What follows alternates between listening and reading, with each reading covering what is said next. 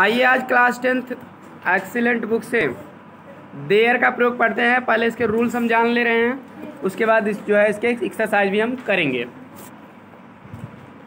देखते हैं। पहला हम ऐसे वाक्यों का अनुवाद सीखेंगे जिन वाक्यों से यह व्यक्त होगा कोई वस्तु कहीं है या कहीं थी। मतलब देयर का प्रयोग कहाँ होगा?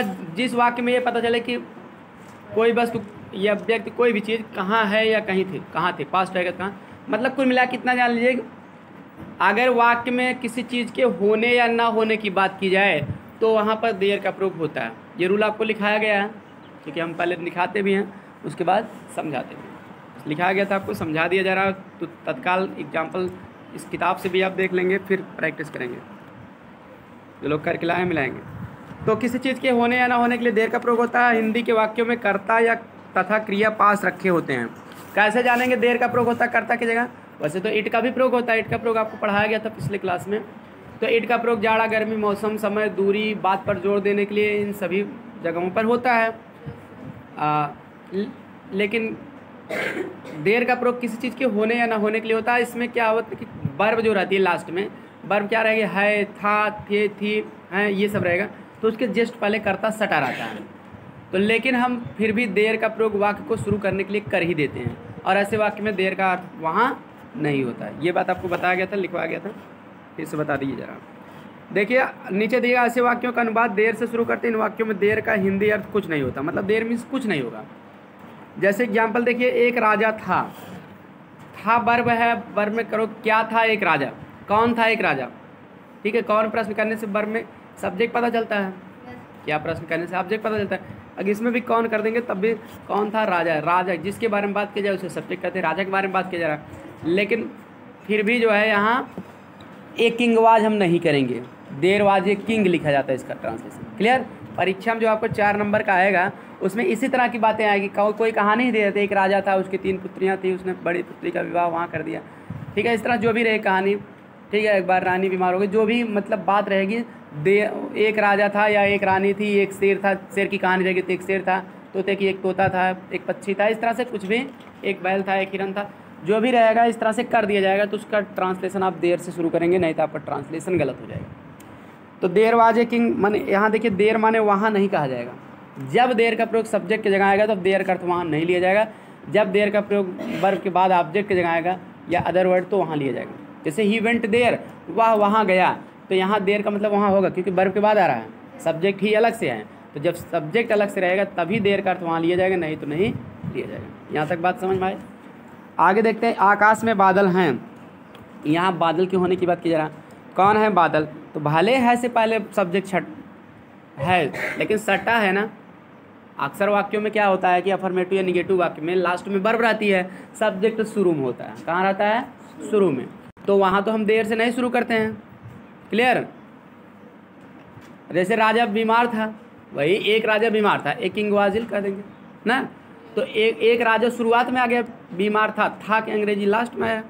था के पहले कौन है बीमार था? राजा। बीमार तो नहीं है ना उसके जस्ट पहले, तो वहाँ देर से नहीं बनाएंगे हम, सब्जेक्ट लिखेंगे, किंग लिखेंगे।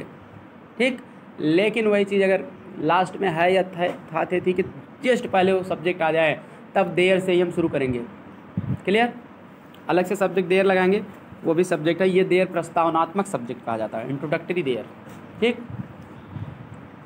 आकाश में बादल हैं, तो यहाँ बादल है, भाई है कि पहले है, लेकिन देर से शुरू करेंगे। देर आर क्लाउड्स, माने बादल हैं का अंग्रेजी क्या होगा?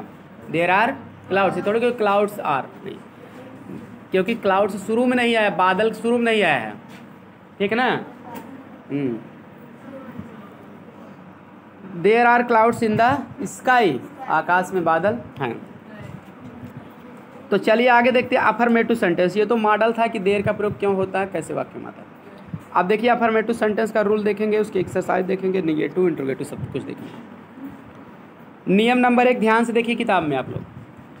प्रेजेंट टेंस में हिंदी के वाक्यों में एक वचन कर्ता के साथ देयर इज और बहुवचन के साथ देयर आर का प्रयोग होता है। देयर के साथ एक वचन रहेगा तीज लगेगा, बहुवचन रहेगा क्या लगेगा? आर लगेगा। अब ये इज और आर कैसे लगे एक वचन बहुवचन के लिए, लेकिन उसको भी हम और क्लियर कर दे रहे हैं। बाद में देख लीजिए है या था के जस्ट पहले देख लीजिए, जो उसके पहले सब्जेक्ट आएगा अगर वो बहुवचन रहेगा, ज़्यादा लोगों की बात की जाएगा या वस्तुओं की, तो आर लगा देना, नहीं तो इज लगा देना। एक की बात की जाएगी तो इज लगा देना। ठीक, एग्जाम्पल देखते हैं। हमारे खेत में एक आम का पेड़ है, तो there is mango tree, there is a mango tree in our field.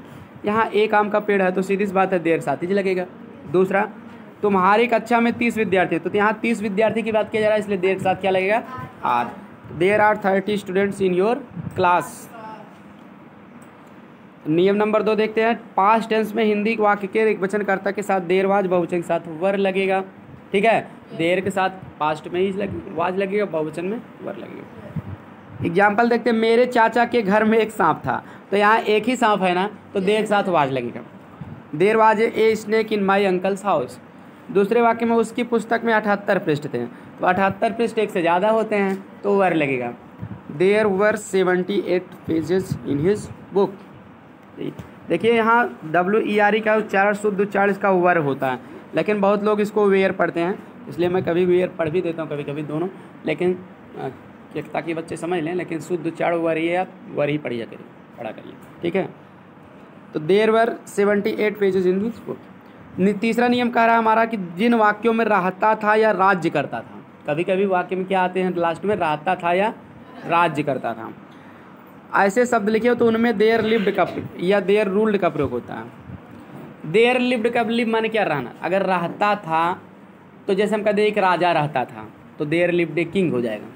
ठीक, एक राजा शासन करता था या राज्य करता था, शासन करना राज्य करना, तो राज्य करना मतलब रूल। ठीक है, रूल माने अपना नियम कानून लगाना, शासन करना। ठीक है, तो देयर रूल्ड हो जाएगा। उदाहरण देखते हैं। इस गांव में एक अंधा भिखारी रहता था, तो इस वाक्य में लास्ट में रहता था आ गया ना, होने या ना होने की बात किया जाए तो इसमें भी देर का प्रयोग लगेगा। इस तरह से कहानी में यह भी आ जाता है कि इस गांव में एक भिखारी रहता था, या जो there lived a beggar in a village हो जाएगा, या इस गांव में रहेगा तो इन दिस विलेज हो जाएगा। ये मतलब कि कह दोगे कि एक गांव में एक राजा रहता था, एक जंगल में एक शेर रहता था, इस तरह से भी। ठीक है, आप आ जाते हैं ट्रांसलेशन, तो आपको देर से ही शुरू करना। ठीक, ता था तीथे है, पास्ट इंडेफिनिट टेंस है, लेकिन देर का प्रयोग नहीं जानते रहोगे, सभी यूज नहीं जानते रहोगे, निराल्टेंस से आपका ट्रांसलेशन होने वाला नहीं है। तो there lived a blind beggar, blind माने होता है अंधा, बेगर माने भिखारी, इन दिस विलेज इसका।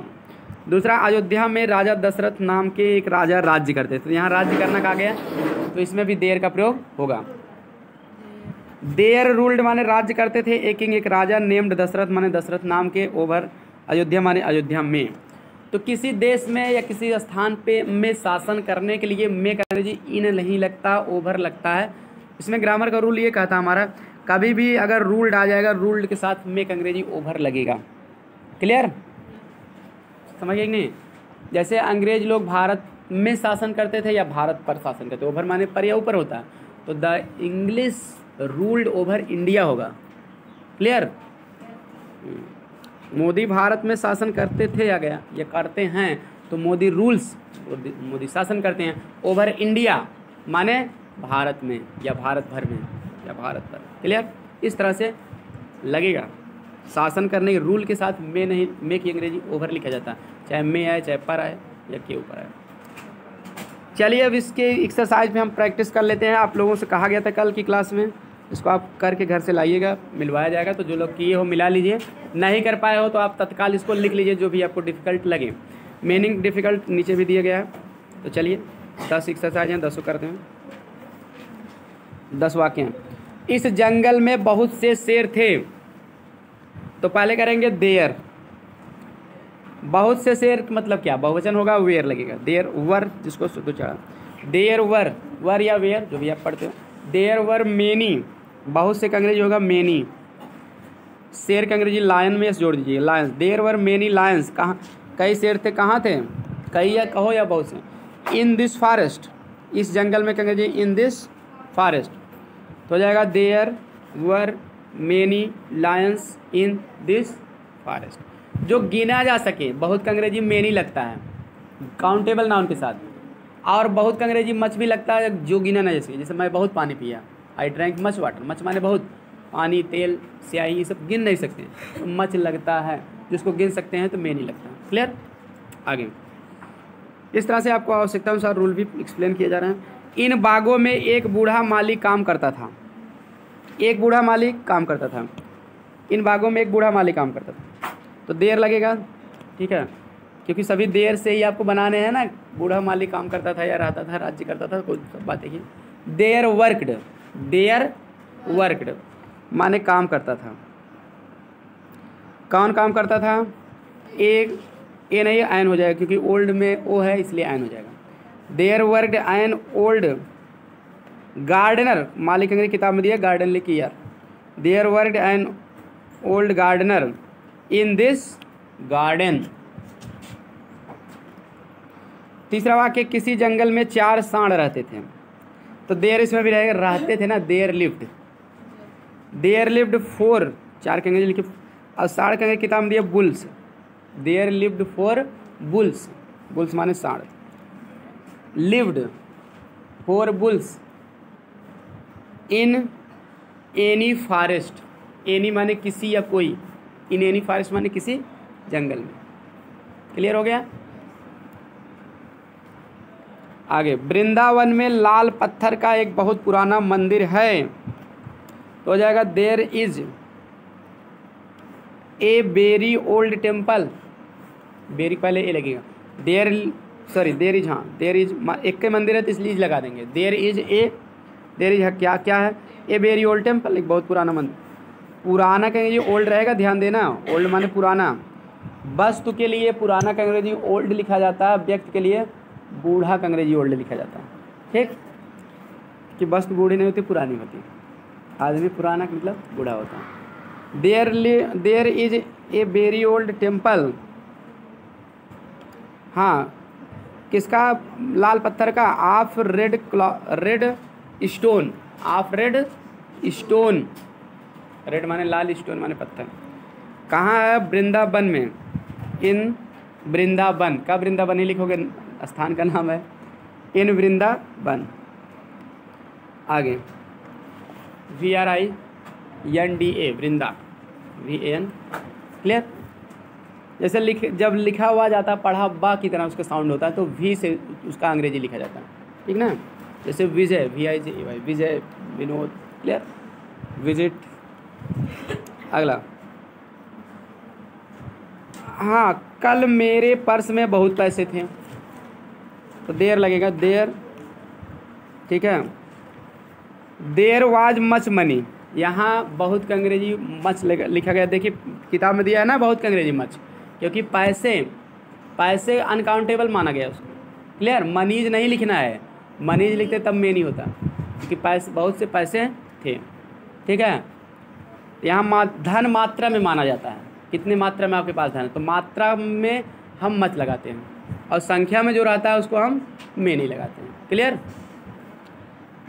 तो देर वाज मच मनी, अब देखिए, अगर मच लगेगा तो वाज लगेगा, मतलब कि मच लगा है ना, बहुत पैसे थे, तो गिनने की बात नहीं किया जा रहा, बहुवचन नहीं बताया जा रहा, इसलिए वाज लग जाएगा। देर वाज मच मनी माने बहुत पैसे थे। कहाँ थे?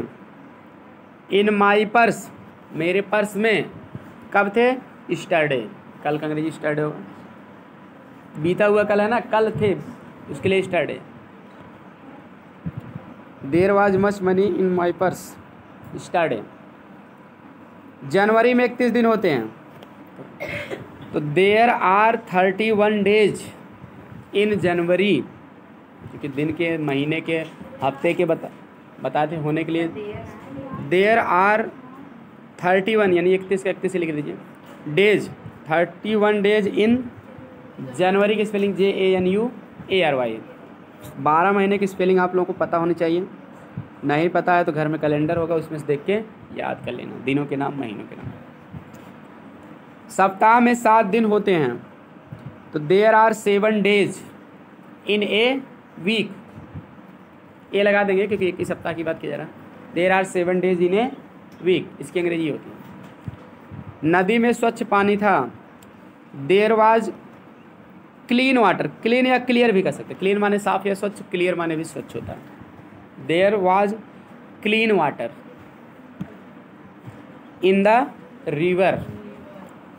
मथुरा में कंस नामक एक राजा राज्य करता था, तो देर लगेगा राज्य करने के लिए, देर रूल्ड। क्लीन वाटर रहेगा इन द रिवर।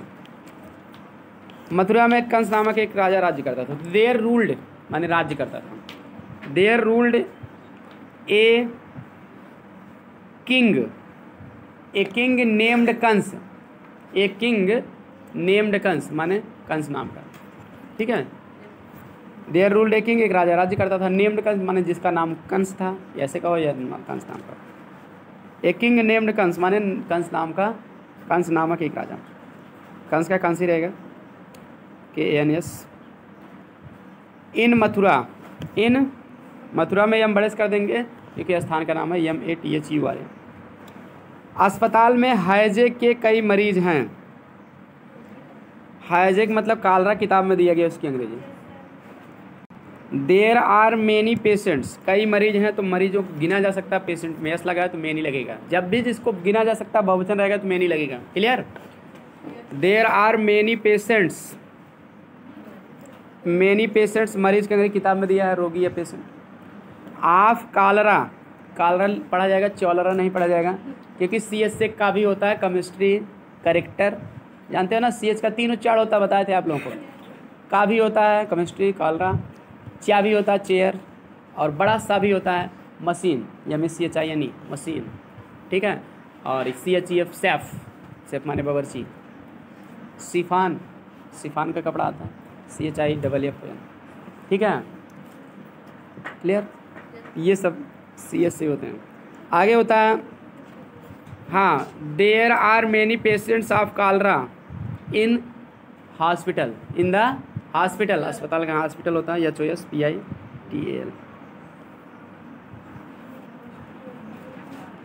ठीक है। अब चलिए आपका एक्सरसाइज नंबर 12 हो गया। चलते हैं निगेटिव सेंटेंस पे। निगेटिव सेंटेंस नियम जान लीजिए, नाट लगाना भैया और कुछ करना नहीं। निगेटिव सेंटेंस बनाने में EJMR वाज वर्ग के बाद नो लगाते हैं। इतना ध्यान देना, नाट नहीं लगाएंगे। क्या लगाएंगे? नो लगाएंगे।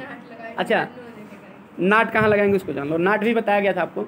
बात यह है कि जैसे जब EJMR वाज वर्ग के बाद फिर मुख्य क्रिया की ING फॉर्म आना होता है, या कोई भी थर्ड फॉर्म आएगा, कोई भी मतलब मेन वर्ब अगर आएगा सहायक क्रिया के बाद, EJMR वाज वर्ग किसी भी सहायक क्रिया के बाद, या मुख्य क्रिया हो, मतलब मेन वर्ब अलग से आएगा। ये सहायक क्रिया के रूप में रहेंगे, मेन वर्ब अलग आएगा, तब तो नाट लगता है। अगर नाउन आएगा तो नाट नहीं लगता, तब नो लगता है। क्योंकि नो नाट में यही अंतर है, no is adjective, not is adverb. Adjective noun से पहले आता है और नाट एडवर्ब है, इसलिए वर्ब से पहले आता है। क्लियर। तो यहाँ जब EJMR वाज वर्ग को सहायक क्रिया के रूप में नहीं लिखे हो तो ये तो मतलब साधारण क्रिया है ना, बी का फॉर्म है। बी का first form EJMR, second form was वर्ग होता है, ठीक। मूल रूप बी होता है, बिल या सेल के साथ आता है फ्यूचर इंडेफिनिट में।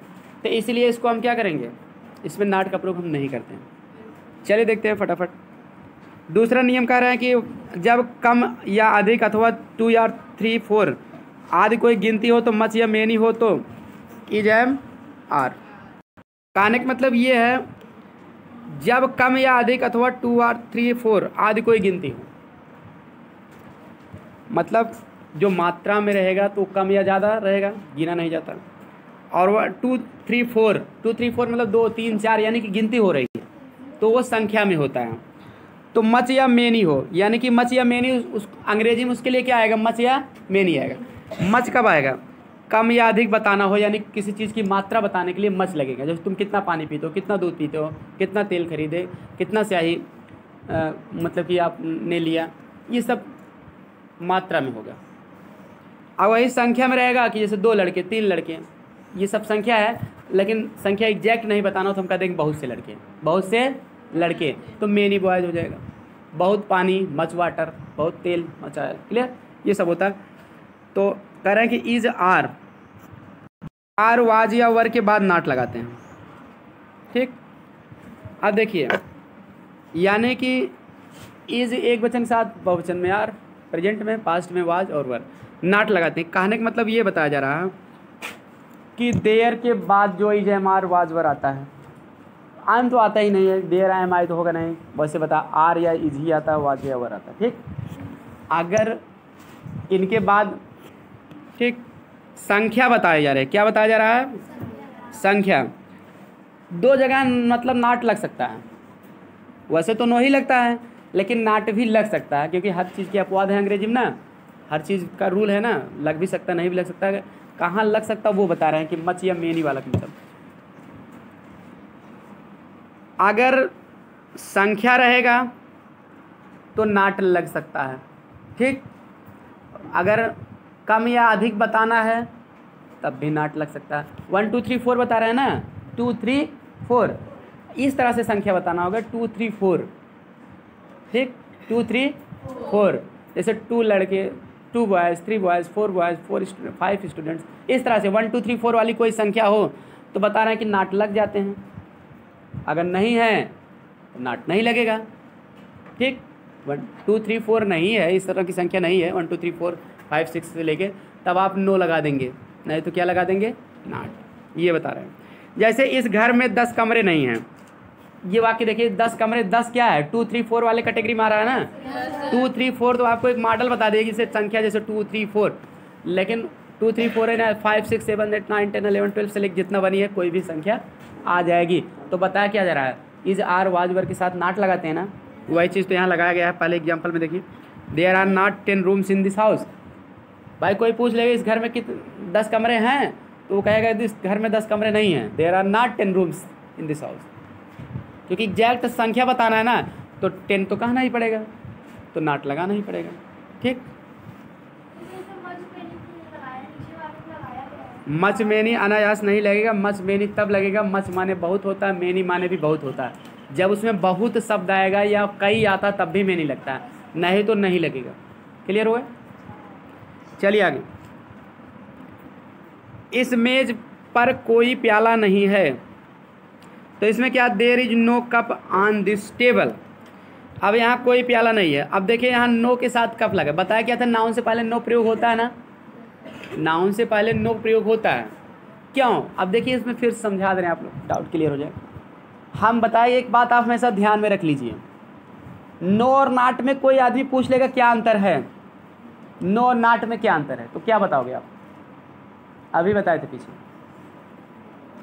सर नो नाउन के बाद लगाया जाता है और नाउन के बाद नहीं, नो नाउन से पहले लगाया जाता है, हम ये बताएं। उसमें आपको पार्ट्स ऑफ स्पीच का डिफरेंस बताना होगा। नो एडजेक्टिव है, नाट एडवर्ब है, करेक्ट आंसर इसका ही है, आप नोट कर लेंगे। कोई पूछे नो और नाट में क्या अंतर है, तो नो एडजेक्टिव है, नाट क्या है, एडवर्ब है, बस ये आपको बताना और कुछ नहीं बताना। परीक्षा में पूछ लिया जाएगा कि इसमें वाक्य में नो क्या है, पार्ट्स ऑफ स्पीच पहचानने के लिए आपको एडजेक्टिव बताना पड़ेगा, नाउन से जस्ट पहले आया तो। क्लियर? नो एडजेक्टिव, नाट एडवर्ब है। अब इसे हम समझा रहे क्यों नो नहीं लगा, क्यों नाट कहाँ लगा, ठीक। देखिए अब देखिए बात ये है, कप आपका क्या है, नाउन है ना। एडजेक्टिव की परिभाषा क्या है, जो शब्द नाउन या प्रोनाउन की विशेषता बताते हैं उन्हें एडजेक्टिव कहते हैं। यानी कि एडजेक्टिव से पहले नो आ सकता है, क्योंकि नाउन है तो भाई नो एडजेक्टिव है तभी तो नाउन से पहले आ सकता है। जैसे no boy, no girl, no के साथ नाउन आ नहीं रहा है, उसी तरह से नो कप आ गया, कप भी नाउन है। देखिए कप आपका नाउन है, तो नाउन से पहले नो आ गया, और नाउन से पहले नो इसलिए आ गया क्योंकि नाउन भाई नाउन से पहले नो एडजेक्टिव है, एडजेक्टिव नाउन से पहले आ सकता है ना। चलिए ऊपर का वाक्य एक बार फिर से देख लीजिए, इस घर में 10 कमरे नहीं हैं, उसमें क्यों नो नहीं आया, जबकि वहाँ भी तो, अब उसमें भी तो रूम है, नाउन वो भी है, क्योंकि वो वहाँ क्यों नो नहीं आया, ध्यान से समझिए क्यों नो नहीं आया, क्योंकि परीक्षा में आपके वाक्य दे देगा ना, आप ट्रांसलेशन गलत कर देंगे। देखिए ध्यान से देखिए क्यों नहीं आया वहाँ नो, उसको भी क्लियर करते हैं। वहाँ रूम आपका क्या है, नाउन है, यहाँ तक बात समझ में आया होगा। रूम से पहले 10 आ गया है, अब आपको ये समझना पड़ेगा 10 क्या है। पार्ट्स ऑफ स्पीच में नाउन है, प्रोनाउन है कि एडजेक्टिव है, क्या है, तो आपका 10 जो है एडजेक्टिव है, क्या है, इतना जान लीजिए। 1 2 3 4 5 6 7 8 9 10 जो भी रहेगा ये संख्या को बताता है। तो एक एडजेक्टिव में प्रकार होता है न्यूमरल एडजेक्टिव या एडजेक्टिव ऑफ नंबर, संख्यावाचक विशेषण होता है, ठीक ना। तो संख्यावाचक विशेषण होता है, संख्या 2 प्रकार की होती है, 1 2 3 4 5 6 7 8 ये भी संख्या है, और मेनी भी संख्या है, मेनी बॉयज़, ठीक है, नाउन से पहले मेनी भी संख्या है, सेवरल संख्या है, मतलब वो कन्फर्म संख्या नहीं बताते हैं, लेकिन है तो संख्यावाचक एडजेक्टिव वो भी हैं, अनिश्चित संख्यावाचक है। तो इसीलिए यहाँ 10 जब एडजेक्टिव है तो एडजेक्टिव से पहले नो आ नहीं सकता है। भले रूम है नाउन, लेकिन तुरंत पहले आएगा। अगर यहाँ 10 नहीं होता तब तो नो आ सकता, there are no rooms in this house, लेकिन ये 10 आ गया, 10 एडजेक्टिव है। तो इस तरह 2 3 4 5 6 7 8 9 10 11 कुछ भी हो, ये सभी एडजेक्टिव अगर नाउन से पहले आ जाएंगे तो हम नो का प्रयोग नहीं कर सकते हैं। तब क्या कर सकते हैं? नाट का प्रयोग कर सकते हैं। क्यों? क्योंकि नाट क्या है? नाट एक एडवर्ब है। नाट हम बताया क्या है? एडवर्ब है, और एडवर्ब कभी भी नाउन प्रोनाउन की विशेषता नहीं बतलाता है। क्लियर? वो नाउन प्रोनाउन इंटरजेक्शन को छोड़कर बाकी सभी की विशेषता बतलाता है। क्लियर? लेकिन नाउन प्रोनाउन की कभी नहीं बतलाएगा। तो ये तो है एडजेक्टिव, और कुछ किताबों में ऐसा लिखा गया एडवर्ब, वर्ब, एडजेक्टिव और अन्य क्रिया विशेषण की विशेषता बताता है। यानी कि एडजेक्टिव विशेषता केवल एडवर्ब, वर्ब, एडजेक्टिव और अन्य एडवर्ब की विशेषता बताता है। तो जब एडवर्ब है तो एडजेक्टिव विशेषता बतला सकता है ना, तो एडवर्ब ही बतला सकता है। तो नाट एडवर्ब है तो एडजेक्टिव 10 है, तो एडजेक्टिव विशेषता नाट बतला सकता है, क्योंकि नाट एक एडवर्ब है। नो नहीं बतला सकता, इसलिए वहाँ नो नहीं आ सकता। नो 10 बॉयज नहीं। अब बात समझ में आ गया? चलिए, अच्छी बात है। थोड़ा सा ये कॉन्सेप्ट था इसमें समझाने के लिए, बिना समझाया नहीं आता आपको। अच्छा कि आप लोग पूछ लिए, इस पर डिस्कस कर लिया गया। आगे है, उस बाग में कोई कुआं नहीं था। इसका अंग्रेजी देखिए, तीसरा वाला, there was no well in that garden. अब यहाँ वेल नाउन है आपका, वेल माने कुआं होता है, वेल माने अच्छा भी होता है, वेल माने कुआं भी होता है। ठीक है, यहाँ कुआं की बात की जा रहा है। हिंदी में कुआं आया भी ना, कुआं नाउन है, क्योंकि नाम दे दिए भाई कुआं। अब यहाँ नाउन है तो नाउन से पहले तुरंत लिखना नहीं कि अंग्रेजी ने, तो नो ही लिखा जा सकता है। नाउन से पहले एडवर्ब आ नहीं सकता, इसलिए नाट हम लगा नहीं सकते हैं। आप समझ गए कि नहीं? अगर ये होता गांव में 2 कुआं नहीं था तो नाट 2 वेल हो जाता, क्योंकि संख्या आ जाता तो एडजेक्टिव हो जाता। तो अगर 2 नहीं आया, 2 3 4 5 6 7 8 9 10 नहीं आया, तो आपको नो लगाना। यहाँ तक क्लियर हुआ? लास्ट वाक्य भी हम देख लेते हैं, घड़े में अधिक पानी ना था। There was not much water in the picture. अब यहाँ भी ध्यान दीजिए, नाट आया क्यों, नो नहीं आया। देखिए, वाटर आपका नाउन है, यहाँ तक समझ में आया होगा। मच क्या है आपका, नाउन से पहले क्या आता है? एडजेक्टिव है। मच एडजेक्टिव है, क्योंकि नाउन से पहले एडजेक्टिव ही आता है। क्लियर? और नाट क्या है आपका? एडवर्ब है। अब यहाँ हमको ज़रूरत क्या थी? एडजेक्टिव से पहले एडवर्ब की ज़रूरत है ना, नाउन तो आ नहीं सकता ना। क्लियर? एडजेक्टिव से पहले कभी भी नाउन नहीं आता, एडवर्ब आता है। तो मच क्या है? कम या ज़्यादा बताने के लिए आया ना। मच तो ज़्यादा बता रहा है, अगर कम होता तो लेस आ जाता, लेस माने भी कम होता है। ठीक, लिटिल, लेस, ये सब कम बताते हैं। तो इस तरह से मात्रा बताने के लिए यहाँ हम क्या नाट का प्रयोग किए हैं। तो नाट कहाँ लगता है? मच या मीनिंग पहले नाट लगा दें। क्लियर? और 1 2 3 4 5 ये सब संख्याएं, उसके पहले नाट लगा दें। बाकी नाउन के डायरेक्ट पहले अगर लगाना है नहीं का अंग्रेजी तो नो लगेगा, और नाउन के जस्ट पहले एडजेक्टिव आ गया तब लगाना है नहीं का अंग्रेजी तो नाट लगेगा। यहाँ तक समझ में आ गया? चलिए फिर आज आपको जो है कल जो है इसकी एक्सरसाइज मिलवाया जाएगा। आप लोग आज एक्सरसाइज नंबर 13 कर लीजिएगा। इंट्रोगेटिव में कुछ नहीं है, सहायक क्रिया पहले हो जाती है, उसके बाद देर हो जाता है। आप 13 भी कर लीजिएगा पढ़ के। 13 के बाद 14 कर लेना। इंट्रोगेटिव के बाद 14 भी कर लेना।